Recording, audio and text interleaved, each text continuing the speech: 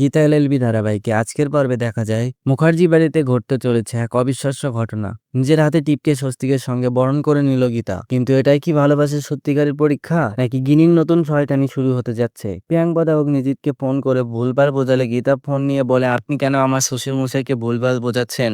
আমি আদালত পুলিশ কোনো কিছুই চাইছি না।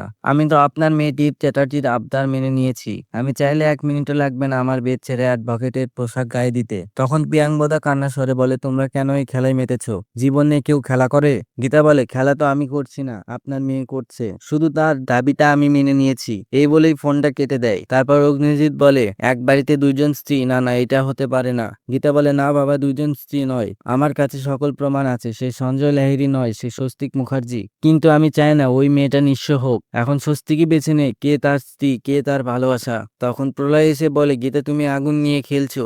অগ্নিজিৎ বলে, তুমি অন্য কাউকে এই বাড়িতে অ্যালাউ করতে পারো না। তখন গীতা বলে ওঠে, তাহলে ওদেরকে নিয়ে আমি অন্যত্র থাকার ব্যবস্থা করব। প্লিজ বাবা, আপনি একটু কোঅপারেট করুন। টিপ শুধু এই বাড়িতে আসছে না, আপনার ছেলেও এই বাড়িতে আসছে।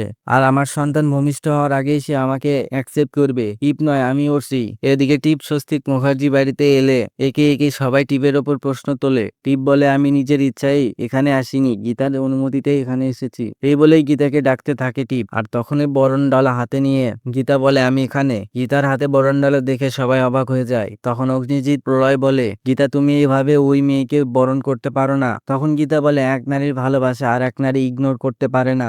ওর সবকিছু মিথ্যা হতে পারে, কিন্তু ওর ভালোবাসা মিথ্যা হতে পারে না। আমি সব প্রমাণ করে দেব। একদিন সব সত্যি সামনে আসবেই। এই বলে গীতা উলুধ্বনি দিয়ে স্বস্তিক ও টিপকে বরণ করে। তখন ওই গিনি উলুধ্বনি দিতে থাকে। সবাই গিনির উলু দেওয়া দেখে চমকে যায়। তারপর বরণ শেষে স্বস্তিককে বেডরুমে যেতে বলে স্বস্তিকের মাথা ধরে আর অতীতের স্মৃতির সামনে চলে আসে। গীতা তার এই অবস্থা দেখে ঈশা আর এলিনকে বলে স্বস্তিককে বেডরুমে নিয়ে যেতে। এদিকে গিনি বলে, আজ থেকে টিপ আমার কাছে থাকবে। টিপ বলে, আপনি কে?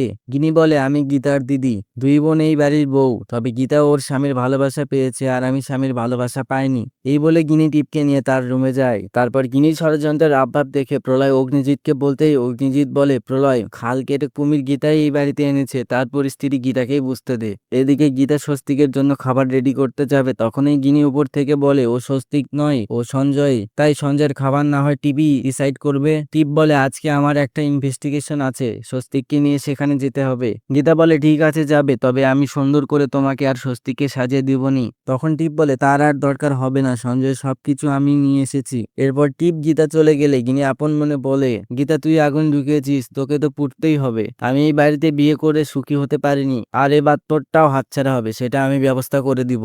এদিকে আগামী পর্বে দেখা যাবে গীতা স্বস্তিকের পছন্দ মতো রান্না করে আর টিপ তার পছন্দ মতো রান্না করে টেবিলে সাজিয়ে স্বস্তিককে দেয়। তখন স্বস্তিক রেগে গিয়ে বলে, এত রিচ খাবার কেন রান্না করলে গীতা? তার মুখে গীতা নাম শুনে আনন্দে ভরে ওঠে গীতা, আর টিপ আটকে ওঠে। তারপর স্বস্তিক গীতার রান্না করা খাবার দেখে বলে, এই তো আমার পছন্দের খাবার। এই বলেই খেতে থাকে স্বস্তিক, আর গীতা খুশিতে আত্মহারা হয়ে যায়। বন্ধুরা, ভিডিওটি কেমন লাগলো কমেন্ট করে বলুন এবং এরকম ভিডিওর আপডেট পেতে আমাদের চ্যানেলটি সাবস্ক্রাইব করুন।